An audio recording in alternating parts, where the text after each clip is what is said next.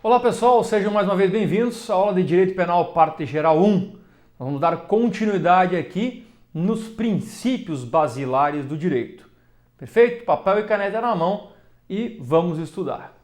O primeiro princípio que eu trago hoje para vocês é o princípio da proibição da analogia in malam partem. Vamos traduzir isso, professor?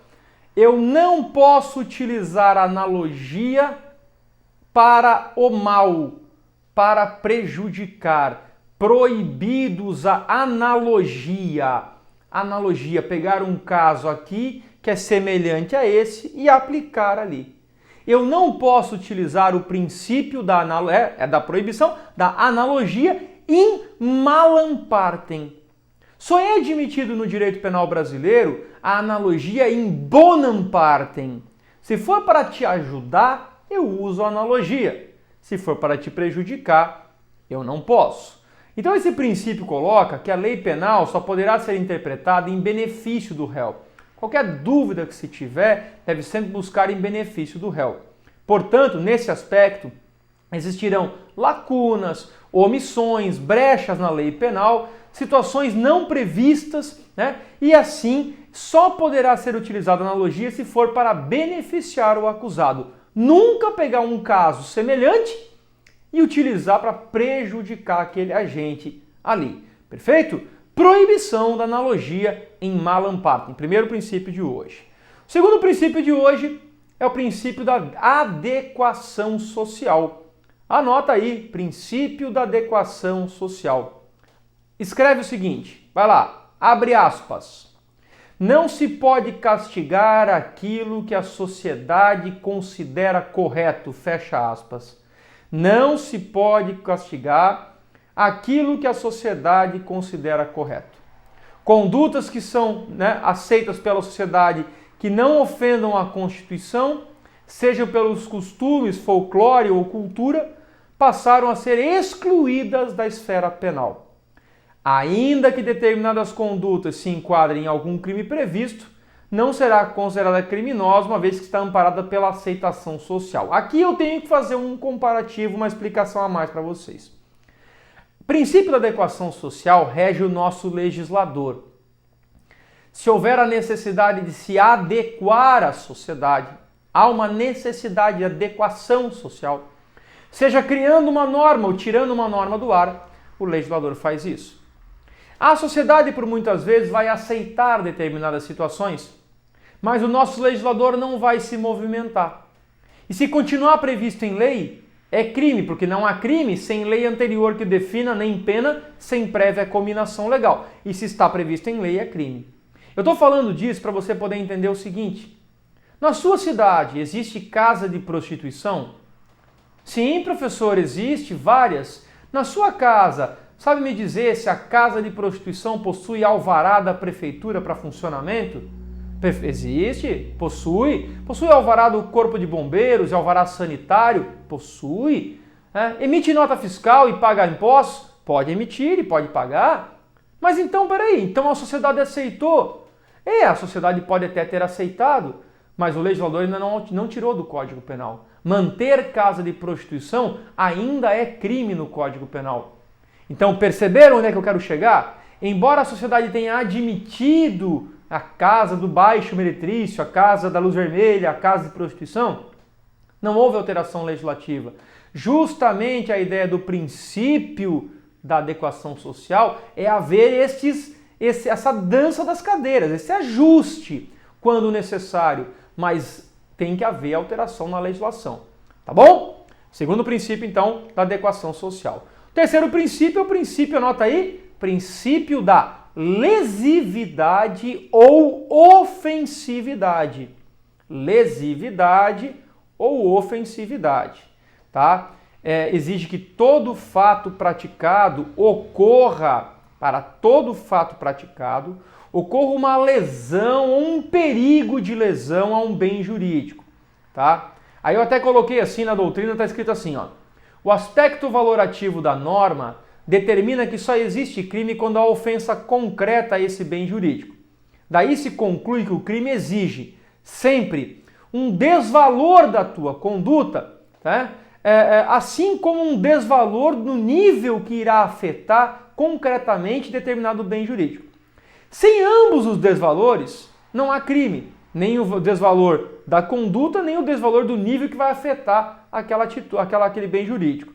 Né? Tal como outros princípios, o da lesividade, ele não se destina somente ao legislador, mas também ao aplicador da norma incriminadora, que é o juiz, certo? Porque diante da ocorrência de um fato tido como criminoso, se houve efetiva lesão ou perigo concreto de lesão ao bem jurídico protegido, o juiz vai aplicar a pena. Se não houve esse perigo concreto, o juiz deixa de aplicar a pena.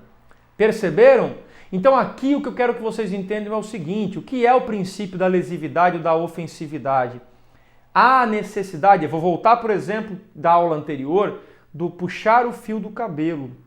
Eu vou contar um caso prático, tá, para vocês poderem entender. Uma vez uma mulher chegou no meu escritório, ela tinha o cabelo muito comprido, quase embaixo das nádegas, e ela queria processar o cabeleireiro por lesões corporais. E eu perguntei para ela, até achei que não era ela a vítima, falei, né?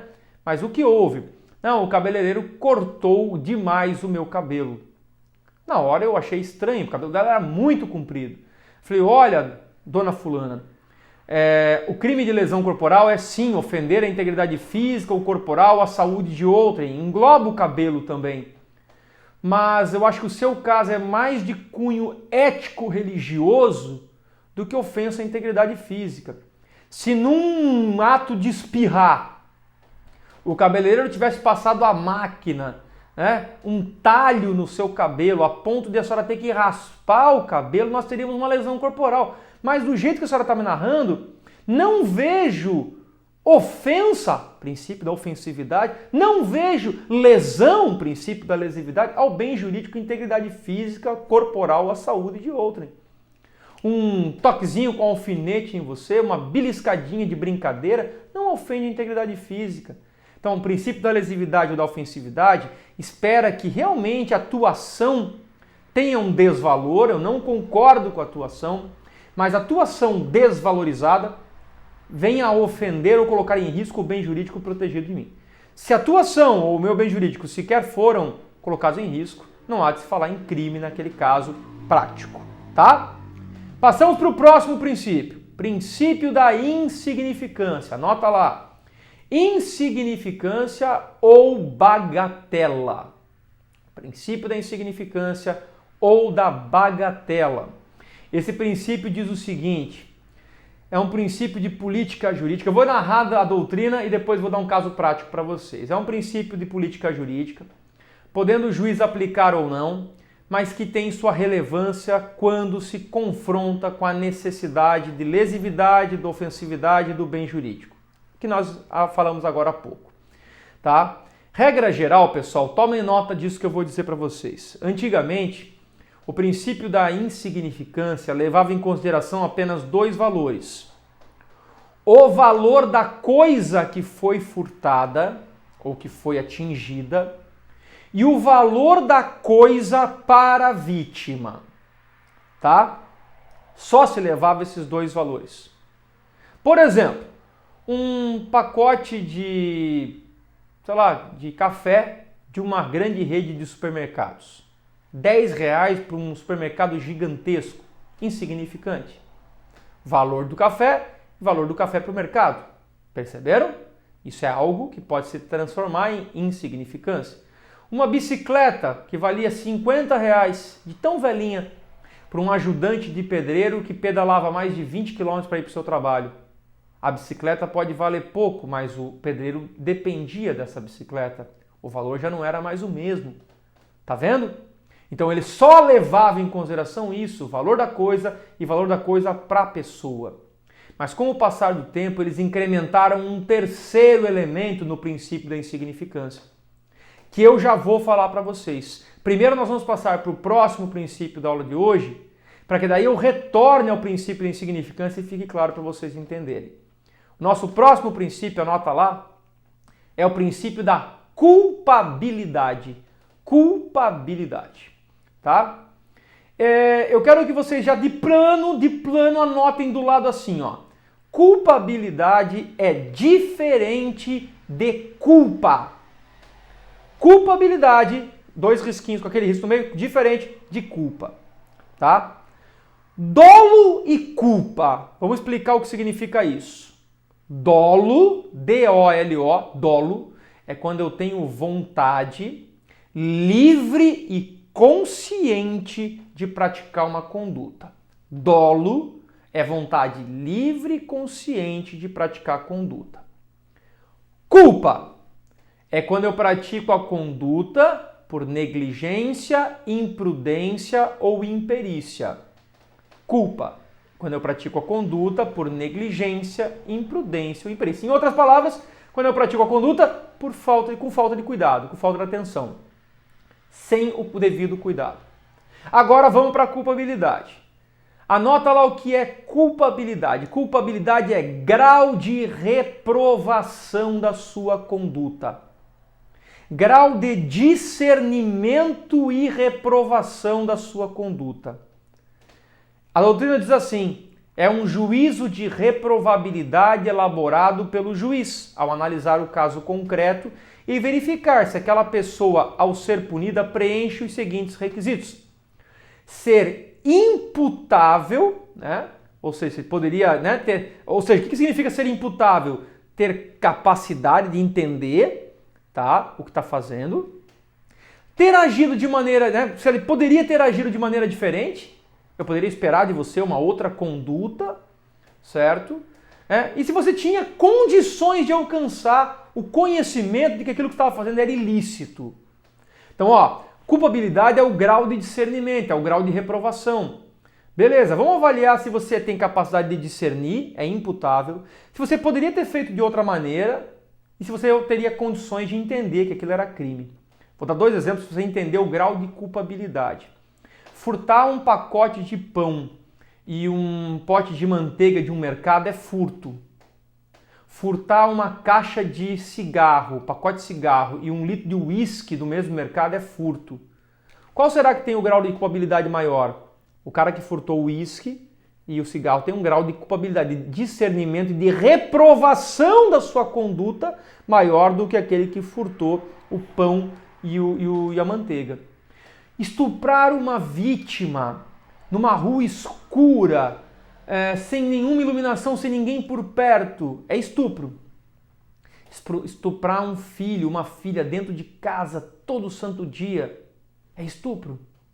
Os 2 crimes são iguais, só que o grau de reprovação daquele que está dentro de casa é maior, está exercendo o poder de pai, certo? Diferente daquele da rua escura, daquela rua abandonada. Perfeito? Isso é grau de...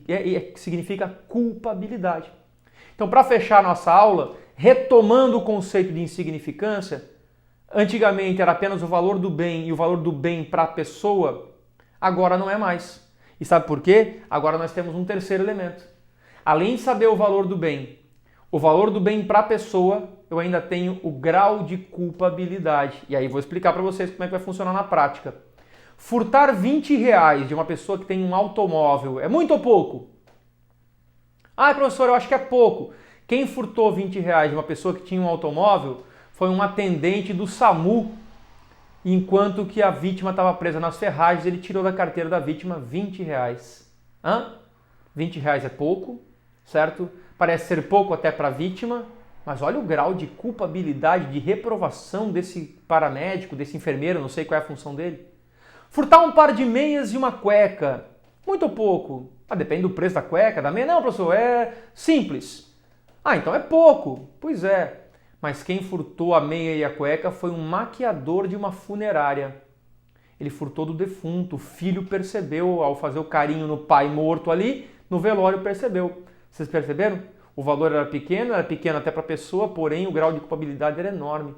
Vou dizer até mais, tá? Eu não estou falando só de valor econômico, às vezes valor sentimental. Quem aqui gosta, ou quem aqui concorda, ou segue, ou acredita, ou apenas toma conhecimento, né, da época das cartas psicografadas por Chico Xavier.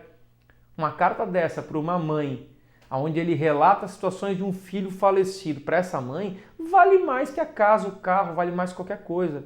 subtração dessa carta, tem um valor inestimável para ela, certo? De repente um valor até 0 para quem furtou, inestimável para ela, e o grau de probabilidade vai depender do agente.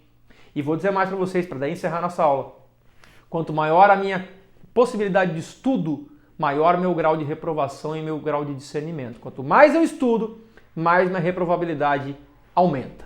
Beleza, pessoal? Bons estudos e até o nosso próximo encontro. Valeu!